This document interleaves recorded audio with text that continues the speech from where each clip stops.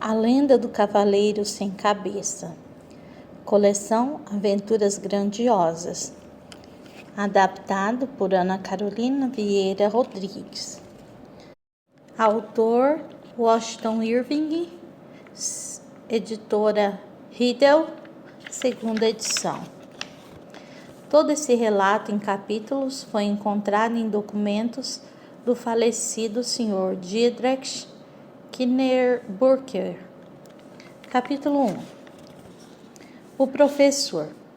Perto do rio Hudson há uma pequena vila ou cidadezinha portuária chamada Greensburg.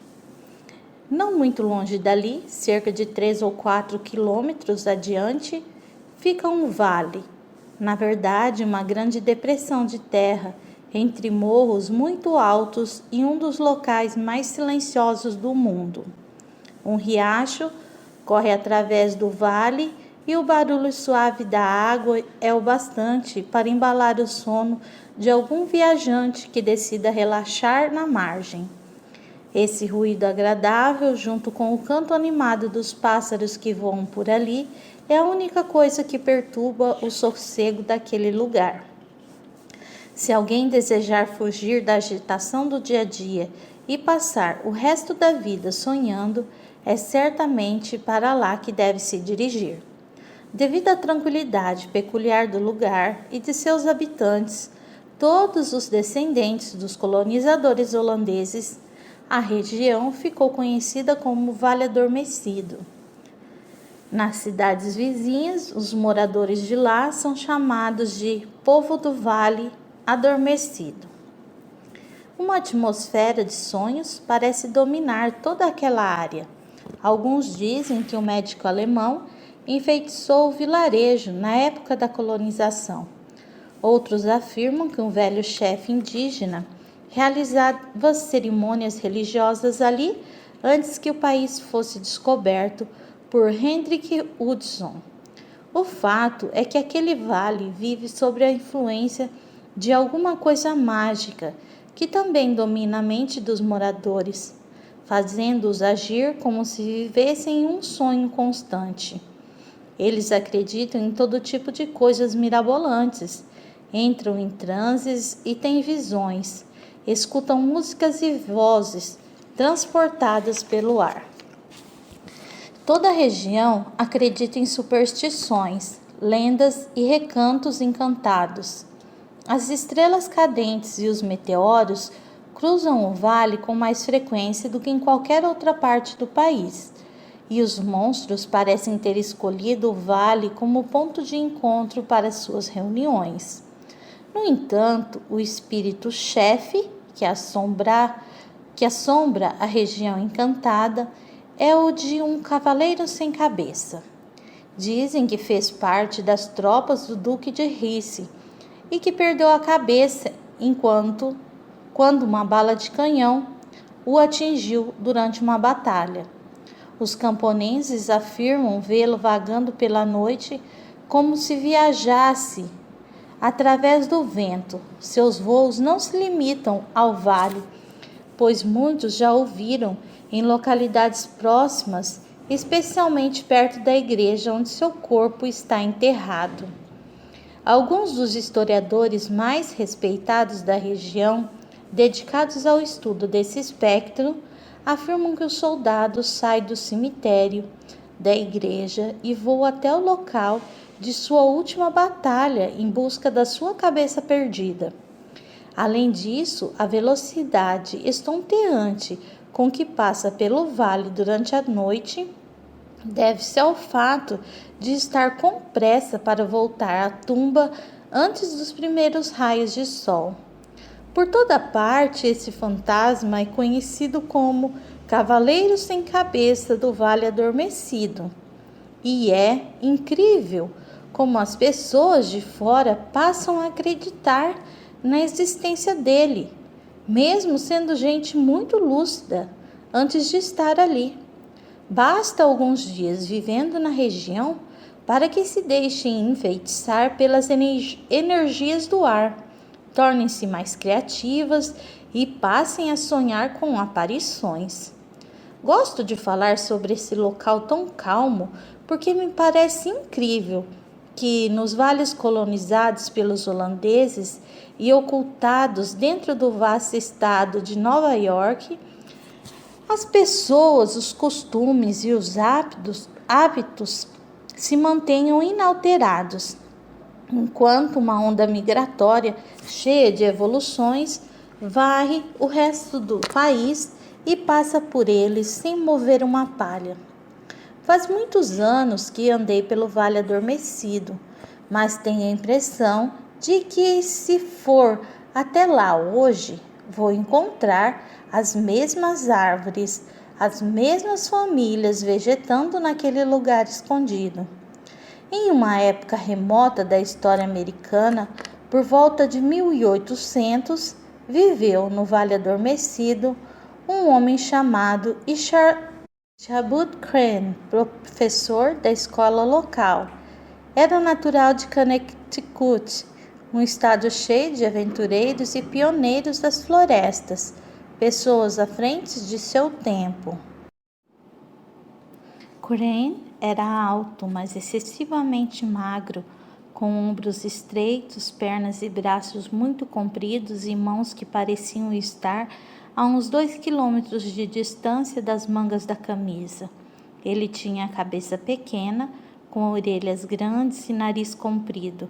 Quem olhava para ele tinha a impressão de enxergar um espantalho recém-saído do milharal. A escola era rústica, tinha um único cômodo feito de toras de madeira. Algumas janelas tinham vidros, outras estavam tapadas com folhas de caderno. A porta se fechava com uma vareta atravessada entre 2 pequenos ganchos pregados. Apesar da simplicidade, a escola ficava em um lugar agradável, ao pé de uma pequena colina onde passava um riacho, com um grande álamo ao lado.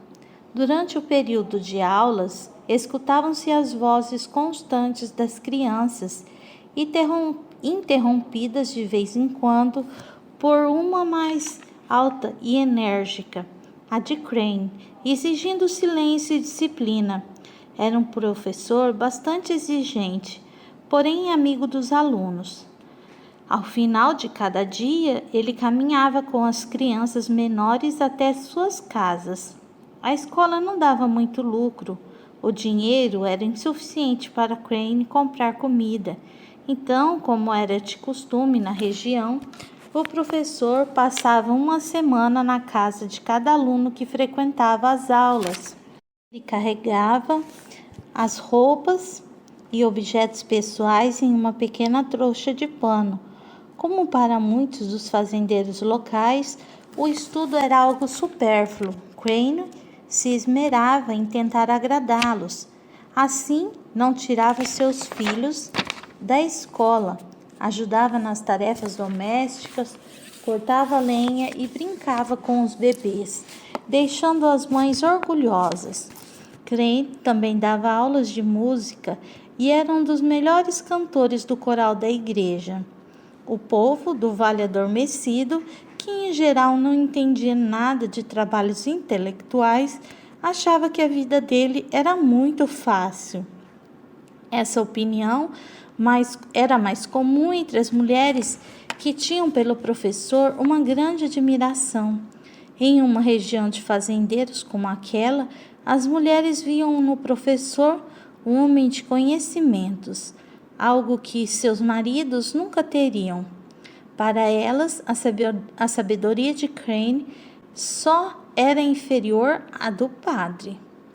Ele também era admirado por ter lido muitos livros, um especial chamado Histórias de Bruxaria da Nova Inglaterra, de Cotton Mather. Nos intervalos de suas aulas, Crane sentava-se à beira do riacho que passava perto da escola e lia aquele livro. Sempre foi um homem que acreditava em histórias desse tipo, mas seu gosto pelo fantástico e pelo mágico cresceu depois que se mudou para o Vale Adormecido. Sua imaginação se aguçou, assim como seus sentidos. Quando à noite ele tomava o rumo da casa onde deveria dormir naquela semana, Crane escutava os espíritos e fantasmas do livro de Mater. Era tão grande o pavor que sentia que a única forma de afastar as assombrações era cantar uma música religiosa. Os moradores das casas no caminho estremeciam a escutar uma voz trêmula e distante ecoando nos morros sobre a luz da lua e das estrelas. Era assim quase toda a noite. Capítulo 2. Rivais pelo amor de uma senhorita. Uma das alunas de canto de Sherwood Crane chamava-se Katrina Van Tassel. Filha de um rico fazendeiro, Batus Van Tassel. Ela tinha apenas 18 anos e era dona de uma beleza singular. Usava trajes ao mesmo tempo modernos e recatados, que valorizavam suas formas avantajadas. Seus cabelos loiros e cacheados caíam sobre os delicados ombros, e a pele de seu rosto era corada, como a cor de uma fruta madura. Crane, como muitos outros na cidadezinha, encantou-se imediatamente pela moça, principalmente depois de ter conhecido a bela propriedade de seu pai. Era uma área vastíssima de plantações de trigo e milho, muito bem cuidada e próspera. A casa da família era linda, cercada de árvores frutíferas, pássaros e outros animais silvestres vivendo livremente. O pobre professor chegava a estremecer de emoção ao enxergar tamanha riqueza. Era muito mais do que ele poderia sonhar na vida. Nessas horas, sua imaginação ia longe. Crane se via ao lado de Katrina e de um monte de filhos. Visualizava-se comprando terras para iniciar suas próprias plantações. Imaginava-se fazendo viagens ao lado de sua família para conhecer o mundo. No momento em que Crane colocou os olhos sobre tudo isso, foi-se embora sua paz de espírito e todos os seus pensamentos passaram a girar em torno de uma coisa: o que fazer para conquistar a filha única de Baltus Van Tassel? Era preciso pensar em estratégias eficientes que agradassem a menina mimada e rica e que ainda por cima tinha uma legião de admiradores. Um dos concorrentes mais fortes do professor chamava-se Bron Van Brunt, um garotão alto e musculoso com cabelos negros e cacheados. Sua fama de bom cavaleiro corria na região, e ele era também conhecido pelo bom humor e o gosto por brigas. Onde havia festa ou luta, lá estava Bron. Os moradores tinham por Bron um sentimento contraditório. Se precisavam de ajuda em alguma discussão de vizinhos, iam logo chamando o rapaz. Se havia baderna, briga e destruição, sempre tinha alguém para dizer: a culpa é de Bron. O fato é que Bron deixou claro a todos que tinha interesse pela bela Katrina, e sempre que seu cavalo estava diante da casa da moça, sinal de que ele estava lhe fazendo a corte, todos os outros pretendentes desapareciam, com medo de uma represália do garoto. Bron era um forte rival, mas Crane não desistiu fácil das suas intenções. Como professor de canto de Katrina, ele podia frequentar a casa sem levantar suspeita. Chegava a qualquer hora com o pretexto de que ela tinha que estudar mais e caminhava com a aluna pelos jardins e recantos daquela bela propriedade.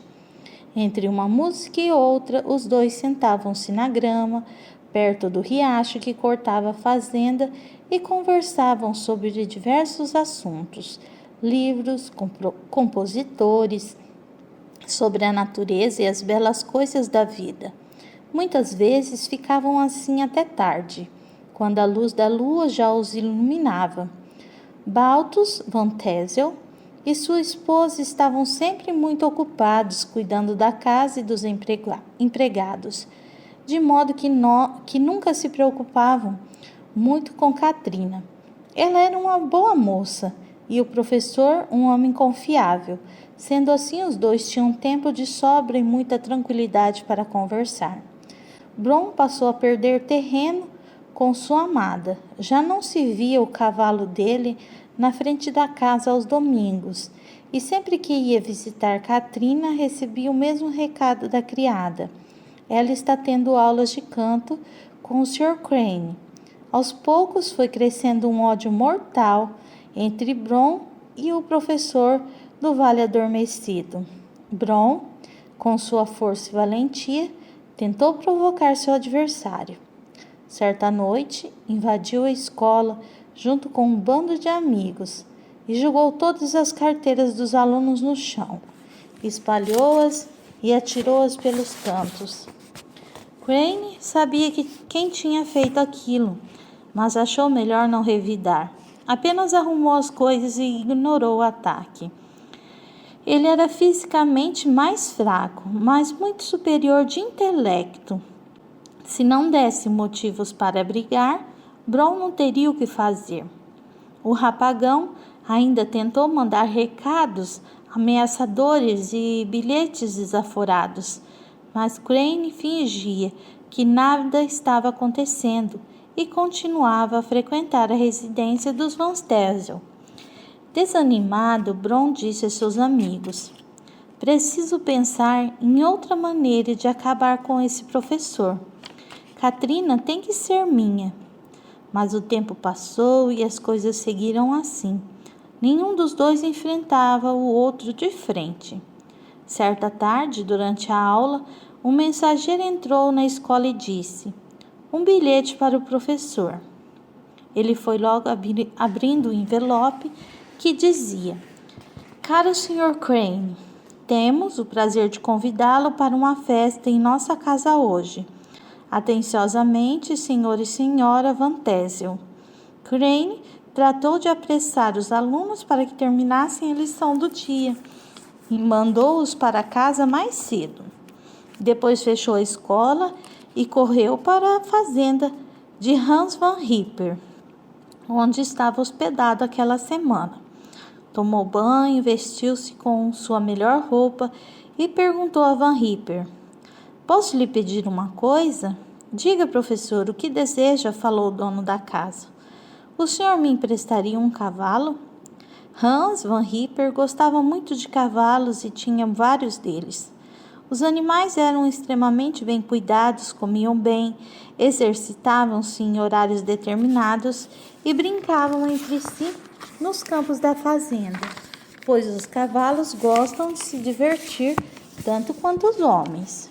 Era bonito de enxergar os bichos deitados de barriga para cima, esfregando as costas na grama, em sinal de alegria, ou galopando com suas crinas ao vento nas manhãs ensolaradas. "Vou entregar meu cavalo mais querido. Ele costuma correr muito quando jovem, mas agora é mais calmo e vai levá-lo em segurança onde quer que o senhor queira ir", disse Van Ripper. Dito isso, o fazendeiro trouxe um belo cavalo negro para o professor. O nome dele é Pólvora, pois era rápido como uma bala. Hoje só tem um olho. Perdeu a visão do outro quando esbarrou sem querer em um galho pontiagudo, mas ainda enxerga muito bem com um só. Esse guia bem por ele, explicou Van Ripper, ajudando Crane a montar. De fato, Pólvora levou-o direitinho até a casa dos Van Tassel. O trajeto foi feito devagar no fim da tarde, quando os morros estavam iluminados pela cor dourada do pôr do sol. No caminho, enquanto vislumbrava os lindos campos de milho e sentia o cheiro agradável das folhagens balançando com o vento, Crane ia pensando na doce Katrina, em suas mãos delicadas, seus lábios grossos e olhos amendoados. Muitos fazendeiros da região estavam presentes na festa, junto com suas esposas e filhos. Brom Brunt também estava lá, e fora com seu cavalo mais forte, jovem e rápido, um belo animal também de cor negra. O jantar foi servido no salão principal da residência, comidas deliciosas com molhos cheirosos, de sabor indescritível. Crane sentou-se à mesa e, enquanto se fartava com tantas maravilhas, pensava: um dia tudo isso será meu, e ainda vou rir do pobre Van Ripper e do seu cavalo velho de um olho só. Quando chegaram às sobremesas, Crane não tinha mais espaço no estômago, mas provou cada uma delas com muito gosto e continuou a pensar: no dia em que tudo isso for meu, não irei convidar o pobre professorzinho da cidade para jantar comigo. Só terei convidados importantes. Depois da refeição, o dono da festa anunciou: os músicos já estão tocando no salão ao lado. O baile vai começar. Brom fechou a cara, pois não sabia coordenar os passos de dança e não tinha coragem de tirar sua amada para dançar. Já Crane abriu um grande sorriso e puxou Katrina pela mão, dizendo: a senhora me concede uma dança? Katrina e o seu professor de canto cruzaram o salão a noite toda, dançaram vários ritmos e fizeram sucesso entre os convidados. Eu não sabia que o professor Crane tinha tantos talentos, diziam as esposas dos fazendeiros com inveja da bela Katrina. Ah, como seria bom se meu marido dançasse assim, resmungavam. Durante todas as músicas, Crane olhava para sua amada de um jeito especial e lhe fazia elogios, esperando assim conquistar seu coração. Capítulo 3. Histórias de terror. Depois do baile, os convidados foram chamados para sentar do lado de fora, na enorme varanda, que estava arrumada com sofás, almofadas e poltronas. Em círculos, as pessoas começaram a contar histórias. Naquela época, isso era uma coisa que todos adoravam fazer. As crônicas de guerra eram as preferidas. Cada um tinha um herói a enaltecer, alguém da família que morrera lutando ou duelando. As histórias de fantasma também faziam grande sucesso.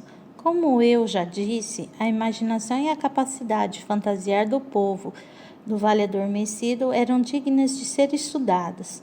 O assunto mais interessante, o que prendia mais a atenção dos convidados, era o Cavaleiro Sem Cabeça. Eu escuto o Cavaleiro Sem Cabeça toda noite, disse um homem.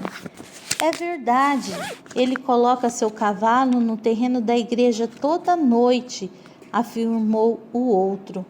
Um senhor de nome Brower começou a falar. Uma vez me vi em frente a ele. Oh! Exclamaram todos. Eu estava voltando de uma cavalgada pelo Vale Adormecido e comecei a escutar sons estranhos atrás de mim. Continuou o velho Brower. O que o senhor fez? Perguntou um jovem fazendeiro. Eu me virei, vi aquela figura esquisita, um corpo de homem usando armadura, mas sem cabeça, montado em um cavalo. Ele disse alguma coisa? Gaguejou uma mulher. Nem poderia, já que não tem face nem boca, mas parece ter me enfeitiçado, declarou Brower. Como assim? Assustou-se a mulher. Mesmo contra minha vontade, segui-o com meu cavalo, mata dentro. Era como se não tivesse escolha. Eu tinha de ir atrás dele. Cruzamos as plantações, a pradaria, entramos na floresta, subimos e descemos colinas, até que chegamos à ponte perto da igreja. Foi lá que aconteceu o pior. Deus do céu, o que houve? Perguntou outra mulher muito aflita. Diante dos meus olhos, o cavaleiro sem cabeça se transformou em esqueleto, que com suas mãos cheias de ossos aparentes, me empurrou para dentro do riacho sob a ponte e desapareceu voando acima das copas das árvores, concluiu o velho. A audiência ainda estava boquiaberta quando o jovem e corajoso Bron falou: "Tenho uma história melhor." Todos se voltaram para ele, que deu início ao seu relato. Eu estava voltando para o vale adormecido certa noite, quando o cavaleiro sem cabeça apareceu bem atrás de mim. Os olhos dos convidados ficaram fixos em Bron, que continuou. Foi então que me virei para ele e disse: "Quero ver quem é melhor, você ou eu. Vamos apostar numa corrida a cavalo?" Propus. "Ele aceitou?" perguntou o Sr. Van Tassel, surpreso. "É claro que sim." Saí bem na frente, cavalgando a toda velocidade. A noite estava clara, mas um pouco fria. A luz da lua nos iluminava e eu podia ver sua sombra vários metros atrás de mim. "E quem ganhou?" questionou o dono da casa. "Não sei, pois assim que cruzamos a ponte da igreja, escutei um barulho forte de trovão e o cavaleiro sem cabeça desapareceu em uma nuvem de fogo", disse Bron. Todos esses relatos eram contados em baixo tom de voz, como deve ser quando se trata de algum assunto obscuro. Os ouvintes se impressionaram muito, inclusive Crane, que deu o troco em Bron contando histórias de seu livro preferido, o de Cotton Mather. As descrições e aventuras foram incrementadas por contos que ouvira em seu estado natal, Connecticut, quando ainda era criança, e pelas visões terríveis que vinha observando em suas caminhadas noturnas pelo vale adormecido depois de fechar a escola. Estava ficando tarde, os fazendeiros, suas esposas e filhos começaram a se despedir para ir embora. O silêncio no vale era tão grande que durante um tempo ainda se escutavam os passos das pessoas e o trote dos cavalos ecoando nas montanhas, até que tudo voltou à tranquilidade de sempre. Crane decidira ficar mais um pouco. "Essa é a minha chance de falar com Katrina. Vou pedi-la em casamento hoje mesmo", pensou. Então, quando não havia mais nenhum convidado e os Van Tassel já tinham ido dormir, Crane chamou Samada para uma conversa. "Podemos dar uma volta no jardim?" perguntou ele à jovem. "Está tarde", disse ela. "Prometo que serei rápido, mas preciso lhe dizer uma coisa", falou o professor. "Está bem", concordou Katrina. Não sei o que se passou entre eles, mas o fato é que Crane saiu da festa sozinho e arrasado, montou em pólvora e foi em direção à casa de Van Ripper. Ele ia cabisbaixo, quase chorando pela trilha silenciosa e escura. Escutou um latido de cachorro muito distante e depois o canto de algum galo que despertava mais cedo do que de costume. Todas as cenas das histórias que haviam contado na casa dos Van Tassel estavam agora em sua mente. Os espíritos lhe assombravam e ele parecia escutar som de fantasmas passando rapidamente por eles. Para piorar, ele estava no mesmo cenário dos contos que escutara, no exato local das histórias de terror. De repente, Crane parou e olhou em volta. Lá estava, em sua frente, uma enorme árvore de tronco grosso e retorcido, com uma casca enrugada e preta, cujos galhos faziam um caminho torto pelo ar e aterrizavam no chão perto da raiz saliente. "Isso não é bom sinal", disse o professor em voz alta. Ele já tinha ouvido muita coisa sobre aquela árvore, conhecida por Árvore do Major André, um pobre homem que fora mantido prisioneiro bem ali e desapareceu depois de um tempo. Muitos acreditavam que a própria planta o engolira. Depois que isso aconteceu, anos antes, todos que cruzavam aquele caminho, principalmente à noite, tinham visões e escutavam choros e lamentações muito altos. Crane sabia disso, por isso começou a tremer. Capítulo 4. A perseguição. Quando Crane se aproximou da árvore, ele começou a assobiar, em uma tentativa de distrair sua atenção. Na mesma hora, ele achou que o assobio fora respondido, mas logo notou que não passava de um vento cortante atravessando os galhos secos. Olhando de perto a árvore, viu alguma coisa branca no tronco. Ele parou de assobiar e tocou nela com muito cuidado. Percebeu que um raio a atingira, deixando exposta a madeira branca. De repente, ele ouviu um gemido. Seus dentes bateram uns nos outros e seus joelhos enfraqueceram. Mas ele logo notou que se tratava do som dos galhos se chocando com a brisa. Crane passou pela grande árvore em segurança, mas novos perigos esperavam por ele mais adiante. Uns poucos metros à sua frente havia um pequeno riacho que ia dar em uma região pantanosa. Sobre ele, algumas toras de madeiras dispostas lado a lado serviam de ponte. Embaixo da pequena ponte improvisada, junto à corrente da água, crescia uma vegetação tão densa, com galhos retorcidos e folhas grossas, que o seu aspecto causava arrepios. Era uma visão cavernosa. Passar pela ponte era uma prova de fogo. Fora ali a batalha onde morrera o Major André, e aquela vegetação era o lugar onde seus assassinos tinham se escondido para surpreendê-lo. Desde então, aquele riacho era considerado uma espécie de local enfeitiçado, pobre de quem tinha que cruzá-lo, pois depois do pôr do sol. O coração do professor batia acelerado. Ele tentou levar pólvora sobre a ponte, mas o animal hesitou. Aquilo deixou Crane nervoso. O que eu vou fazer? Preciso chegar do outro lado, pensou. Pólvora, você precisa me ajudar, disse ele baixinho. Vamos, depressa. Logo chegaremos em casa e eu lhe darei um prato de aveia, prometeu. Crane soltou as rédeas, mas Pólvora não queria saber de seguir adiante. O professor foi ficando furioso e disse: se não quer cruzar a ponte, terá que molhar as patas.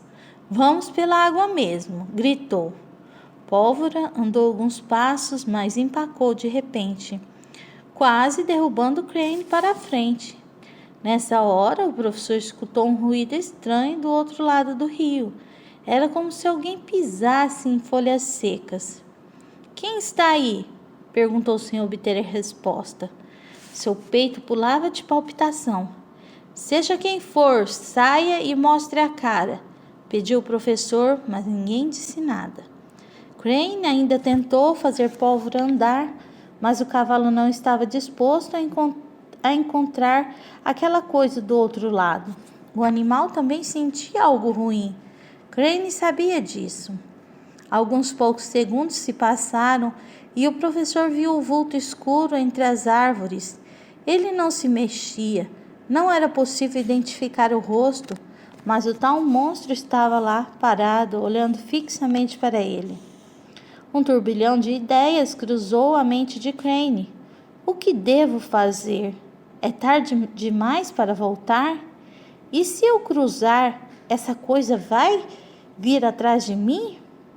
Disso eu tenho certeza, refletiu, enquanto o som de sua respiração alta invadia todo o ar. Foi então que Crane largou as rédeas de Pólvora, fechou os olhos e começou a cantar um salmo com todo o fervor. Parecia que aquela coisa fora afetada pela música e só estava esperando por isso para se mostrar. Quando Crane abriu os olhos, lá estava ele, um sujeito enorme, coberto por um pano escuro e montado em um cavalo preto, também de grandes proporções. Era uma visão horrorosa, ainda pior entre as sombras da noite que não deixavam ver aquela figura com precisão. Nos primeiros momentos, Crane ficou paralisado. Depois puxou as rédeas de pólvora e o fez voltar à pequena estrada de onde viera, fingindo não ter se afetado pela aparição. Ele se lembrou da história contada por Brom Brunt sobre a corrida que apostou com o cavaleiro sem cabeça e pensou: vou acelerar o galope, assim essa coisa ficará para trás. Vamos, pólvora, vamos, disse baixinho no ouvido do cavalo, aumentando a velocidade. Mas logo a tal figura estava cavalgando ao seu lado, com a diferença que seu cavalo parecia não sentir a rapidez. Pólvora, mais velho, esforçava-se para correr, mas o imponente cavalo preto, jovem e musculoso, corria como se estivesse apenas trotando. O professor tentou cantar ou rezar, mas a voz não saía de sua boca seca. Havia algo de opressor e misterioso naquele monstro que andava a seu lado. Depois de alguns minutos, a floresta ficou para trás e eles chegaram a um campo aberto, iluminado pela luz da lua. Foi então que Crane constatou que o cavaleiro que o acompanhava não tinha cabeça. Estava explicado o mal-estar que sentia. Era ele, o cavaleiro sem cabeça. O horror tomou conta de Crane quando ele viu a cabeça que deveria estar sobre os ombros do sujeito encaixada na sela de seu cavalo, na frente do seu corpo. O medo chegou ao desespero e o professor fez Pólvora correr em disparada. Ele conduziu o cavalo pelo campo e gritava com toda a força: corra, corra, Pólvora, corra, Pólvora! O pobre animal, velho e cansado, voltou aos tempos de juventude, retomando o fogo que impulsionava a correr por aquela região encantada. Isso mesmo, amigo, isso mesmo, estimulava o professor. Mas sua alegria durou pouco. Ao perceber que o cavaleiro sem cabeça voltara a cavalgar ao lado de Pólvora, com a maior facilidade do mundo, a estrada que seguia para a casa de Hans Van Ripper ficava à esquerda, mas Pólvora, inexplicavelmente, visto que conhecia aqueles montes desde pequeno, deu uma guinada e fez a volta, indo para a direita. Em seguida, o cavalo tomou o mesmo caminho que levava à ponte do Vale Adormecido, onde o Sr. Brower fora jogado na água pelo cavaleiro sem cabeça. Não, por aí, Pólvora, não, Pólvora, por aí não, pediu o professor.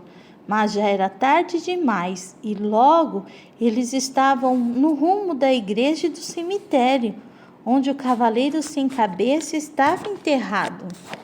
Ao cruzar uma colina, algo inusitado aconteceu.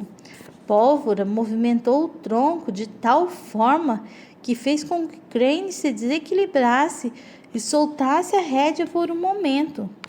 A sela, que devia estar se soltando em razão de tanta velocidade, caiu e o professor precisou se agarrar com força ao pelo do animal para se não espatifar no chão.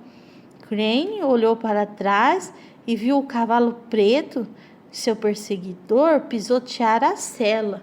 Ai, meu Deus! Hans Van Ripper vai ficar furioso, pensou, mas logo precisou se agarrar à Pólvora com mais cuidado, uma vez que o cavalo se disparava sozinho pelos morros. Não há tempo para pensar nisso, preciso salvar minha vida, disse ele para si mesmo, concentrando-se na fuga do cavaleiro sem cabeça. Crane e Pólvora desceram e subiram colinas. O professor já não escutava os passos do cavalo negro atrás de si. E, de fato, ele não estava mais em seu encalço. Será que escapamos, Pólvora? Perguntou o professor ao cavalo. O animal diminuiu um pouco o ritmo e Crane refletiu em voz alta. Talvez ele tenha ficado para trás. Talvez eu me salve, assim como Brown se salvou. Logo, ele avistou o muro branco da igreja através das árvores e se lembrou de que fora o local onde o cavaleiro sem cabeça sumiu diante de Brown Grunt.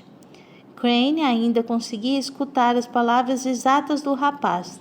Assim que cruzamos a ponte da igreja, escutei um barulho forte de trovão e o cavaleiro sem cabeça desapareceu em uma nuvem de fogo. O professor olhou para a ponte e pensou: talvez aconteça o mesmo. O monstro vai aparecer e depois sumir atrás da ponte. Estarei a salvo então. Vamos até a ponte, Pólvora, pediu ele ao cavalo, que o obedeceu. Crane e Pólvora cruzaram a ponte e viraram para ver o que tinha deixado para trás. Lá estava ele, o cavaleiro sem cabeça, cada cavalo de um lado da ponte, o professor olhando de frente para aquela figura aterrorizante. Vá embora! Gritou Crane. O cavaleiro avançou lentamente sobre a ponte em direção ao professor. Volte para o cemitério, seu lugar é lá, continuou o pobre homem. O cavaleiro agora estava no meio da ponte e, em um gesto rápido, pegou a cabeça que estava em sua frente, encaixada na sela de seu poderoso cavalo. O que é isso? Sua cabeça? O que vai fazer? Berrou Crane apavorado. O espectro atirou com violência sua cabeça contra Crane, atingindo-o em cheio, no meio da testa e fazendo cair ao chão. Um barulho seco se fez no crânio do professor.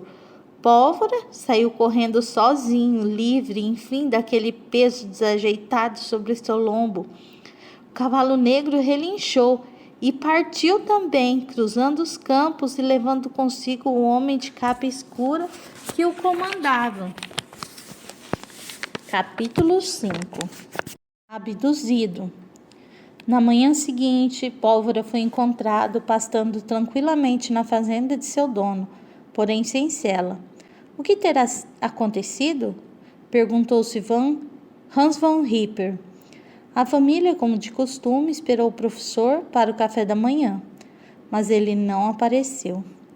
Estranho, o Sr. Crane adora meus bolos e pães, disse a Sra. Van Ripper.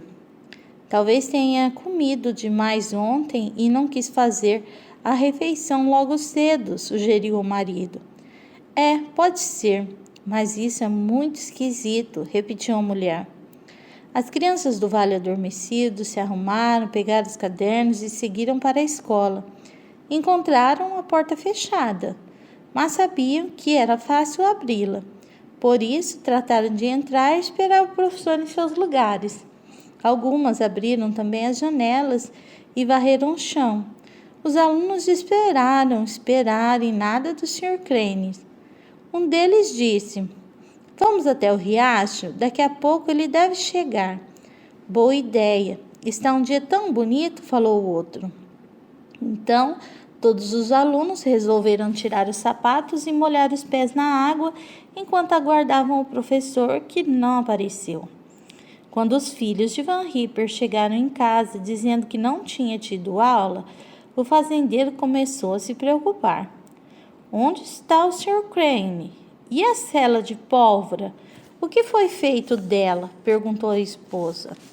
Acho melhor você sair para investigar o que houve, sugeriu a mulher. Você está certa, concordou ele, indo em direção ao vilarejo. No caminho, começou a descobrir algumas coisas importantes. Em primeiro, achou a cela de Pólvora na estrada que ia para a igreja. mas estava totalmente destruída. Puxa, minha melhor cela, reclamou o fazendeiro desanimado. Van Ripper também observou que havia pegadas profundas de cavalo no chão, o que indicava que os animais tinham corrido, não apenas trotado. Nossa, devem ter ido a uma velocidade fantástica.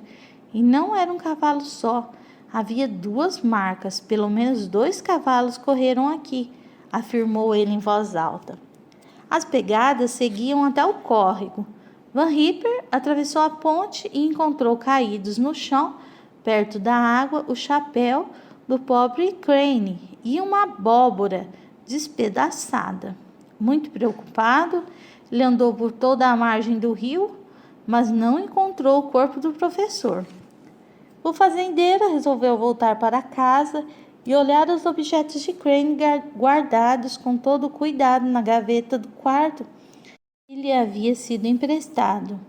Eram 2 camisas, 2 gravatas, uma calça de pijama e outra para trabalhar. Umas 2 mudas de roupas velhas, que provavelmente não serviam mais. Uma navalha velha, cega, para fazer a barba, um livro de salmos cheio de orelhas dobradas nas páginas, um apito velho que ele usava nas aulas de música.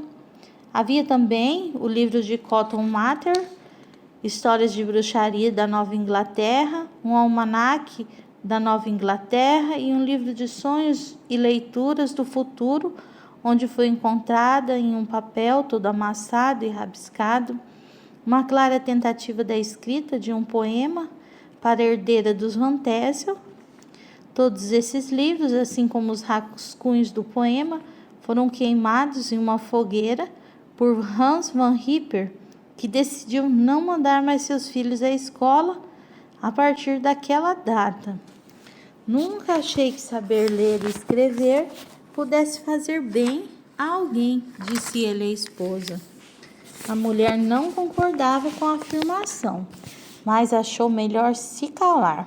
Perguntou apenas: não achou dinheiro nas coisas dele? Não. Ele recebeu o pagamento do mês faz uns 2 dias. O dinheiro deveria estar com ele no momento em que desapareceu, concluiu o fazendeiro. A história se espalhou no vilarejo.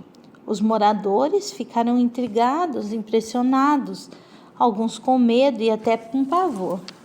Houve muita especulação a respeito dos fatos da saída da igreja no cemitério, sobre a ponte, no local perto do riacho, onde foram encontrados o chapéu e os destroços da abóbora.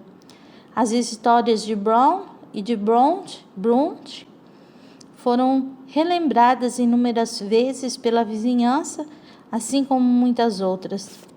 Depois de escutar os relatos atentamente e de compará-los com os fatos ocorridos, chegou-se a uma única conclusão. Crane, respeitável professor do Vale Adormecido, tinha sido levado pelo cavaleiro sem cabeça. Como ele era solteiro e não devia dinheiro a ninguém, aos poucos foi sendo esquecido. As pessoas não se preocupavam mais com ele. A escola foi transferida para um outro local do vale e um novo pedagogo assumiu o posto de Crane. Anos depois, um velho fazendeiro que foi a Nova York e, através de quem se conhece essa história, voltou com a seguinte notícia: Crane está vivo. O que houve com ele? Por que foi embora daqui? Quiseram saber os moradores do Vale Adormecido. Ele partiu porque teve medo do cavaleiro sem cabeça de Hans Van Ripper, por ter estragado sua cela e principalmente porque ficou muito triste quando Katrina Van Tassel recusou seu pedido de casamento, explicou o velho fazendeiro. E o que ele tem feito? Ainda é professor? Indagou a esposa de um fazendeiro que sempre tivera muita admiração por Crane. Depois que partiu, foi morar em outra parte do país, em um lugar bem longe daqui. Lá continuou a dar aulas, mas, ao mesmo tempo, começou a estudar direito. Quando conseguiu seu diploma de advogado, dedicou-se à política e escreveu artigos para um jornal, até que felizmente virou juiz. Brown Brunt se casou com Katrina Van Tassel logo depois do desaparecimento de Crane. Alguns observavam que ele soltava gargalhadas sempre que escutava as histórias da abóbora despedaçada ao lado do chapéu do professor. Isso fazia com que muitos acreditassem que Brown sabia mais coisas sobre aquela noite do que queria contar. As velhas esposas dos fazendeiros daquela região, no entanto, que na verdade são as melhores juízas desse assunto, afirmam até hoje que Crane foi abduzido por seres sobrenaturais. E essa é a história favorita contada pelos moradores em noites de inverno, quando todos se reúnem em volta da lareira. A ponte se tornou então um local de superstição máxima, terreno encantado e enfeitiçado. Com isso, o caminho até a igreja e o cemitério foi modificado, de modo que não mais é mesmo preciso cruzá-lo para assistir o culto. Como a escola quase não era mais utilizada, a cidadezinha dispensou o professor e o prédio acabou virando ruína. Diziam que ali vivia o fantasma do pedagogo, levado pelo cavaleiro sem cabeça. Muitos meninos fazendeiros, voltando à noite para suas casas, depois de um dia cansativo na lavoura, ao passarem por ali, tinham escutado a voz de Crane, cantando salmos melancólicos que ecoavam na tranquilidade solitária do vale adormecido. Pós-fácil. Reproduziu o conto acima, quase exatamente da maneira como me foi contado, durante uma reunião municipal da nobre cidade de Manhattan, da qual participaram vários membros da burguesia.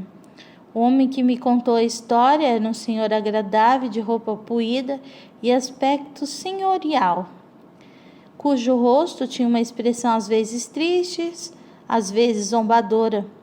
Suspeito que era pobre, pois fazia um esforço enorme para parecer simpático em meio daquela gente rica que se reunia.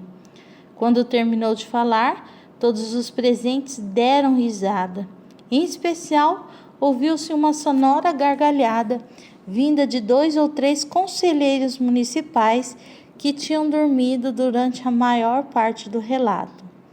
Entre todos também havia um senhor de idade, muito magro, de sobrancelhas grossas, que, enquanto escutava a história, ficou sério, com o olhar compenetrado, cruzava os braços, inclinava a cabeça e olhava para o chão, como se refletisse sobre alguma dúvida.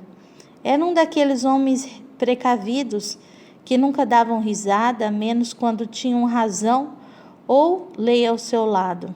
Assim que se estabeleceu o silêncio, depois das gargalhadas dos presentes, ele apoiou os braços na cadeira e perguntou, fazendo um leve, porém sábio movimento com a cabeça, contraindo ao mesmo tempo as sobrancelhas: qual é a moral da história? O que ela pretende demonstrar? O narrador do relato, que no movimento levantava uma taça de vinho à boca em uma tentativa de se refrescar, depois de ter cumprido sua tarefa, olhou para o senhor com polidez, colocou lentamente a taça de volta sobre a mesa e respondeu: a história pretende mostrar da maneira mais lógica possível algumas coisas. Quais? Insistiu aquele senhor, também com uma educação impecável. Primeiro, que não existe nenhuma situação na vida que não apresente suas vantagens ou alegrias, desde que estejamos dispostos a suportar uma brincadeira. O senhor ficou parado, esperando mais explicações. O narrador continuou: consequentemente, alguém que se propõe a apostar corrida com o fantasma deve sair bastante prejudicado dessa empreitada. É provável, disse o senhor. Por último, o conto pretende demonstrar que é uma grande sorte para o professor ser recusado pela herdeira de um fazendeiro holandês. Assim, abrem-se portas para atividades mais grandiosas. O senhor mexeu as sobrancelhas umas 10 vezes antes de responder à explicação apresentada. Parecia notar que o narrador olhava para ele com um aspecto de triunfo.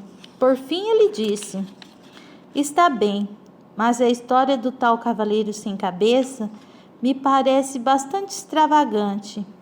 E há um ou dois pontos que me deixam intrigados. Tenho minhas dúvidas." A resposta do narrador foi a seguinte: "Palavra de honra que eu mesmo não acredito nem na metade do que eu te contei."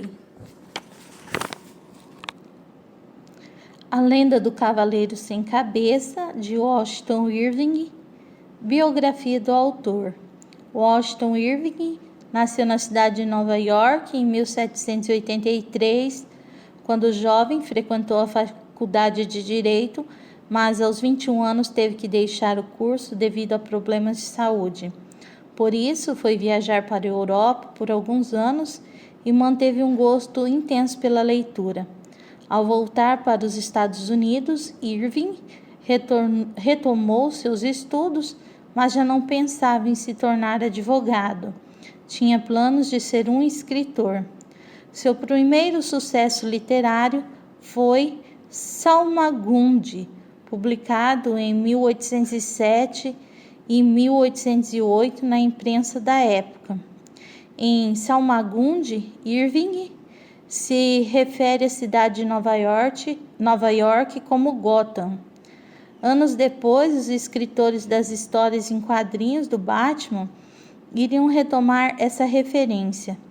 Em 1809, Irving publicou uma história de Nova York. Textos muito bem recebidos pelos leitores do início do século XIX. Em 1815, Irving voltou a morar na Europa e permaneceu no continente por 17 anos. Lá fez amizades com outros escritores, especialmente Walter Scott. Os anos europeus ensinaram muito a Irving, que cresceu na técnica da escrita sem deixar de ser um escritor capaz de retratar aspectos da vida norte-americana. Rip Van Winkle foi publicado em 1819 e é hoje um texto muito conhecido nos Estados Unidos. Por causa dessa história clássica, o nome Rip Van Winkle virou um sinônimo para uma pessoa desatualizada, alienada dos fatos da sociedade.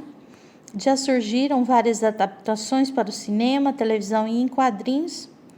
Esse livro, em português, chamado A Lenda do Cavaleiro Sem Cabeça, na tradução literal, A Lenda do Cavaleiro Adormecido, do Vale Adormecido, foi publicado junto com Rip Van Winkle na mesma coletânea e está entre os textos da literatura americana mais lidos ainda nos dias de hoje.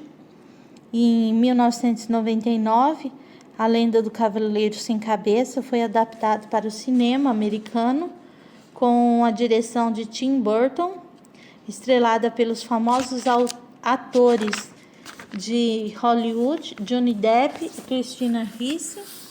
Embora o enredo seja bastante diferente de Washington Irving, o filme de terror foi bem recebido pela crítica e ganhou o Oscar de melhor direção de arte.